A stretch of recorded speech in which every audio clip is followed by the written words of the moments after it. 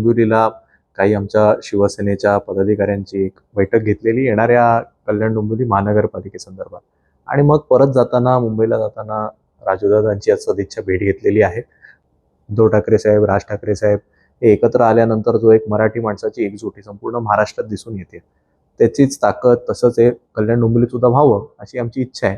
येत्या काळामध्ये आम्ही त्यांचे काही पदाधिकारी, आमचे काही पदाधिकारी हे एकत्र भेटू, चर्चा करू आणि पुढे जसं निर्णय होईल तसे तुम्हाला सांगू. कल्याण डोंबिवली महापालिकेची निवडणूक पूर्ण ताकदीने दोन्ही पक्ष लढवणार काय?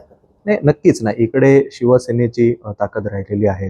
राजूदादा असतील, त्यांच्या माध्यमातून मनसेची मोठी ताकद इकडे आहे. आपल्याला कल्पना असेल की अगदी 2009, 14, 19 सगळ्या लोकसभेच्या निवडणुकीत सुद्धा मनसेचं खूप चांगलं मतदान या संपूर्ण लोकसभेमध्ये आहे. शिवसेनेचं सुद्धा मतदान आहे.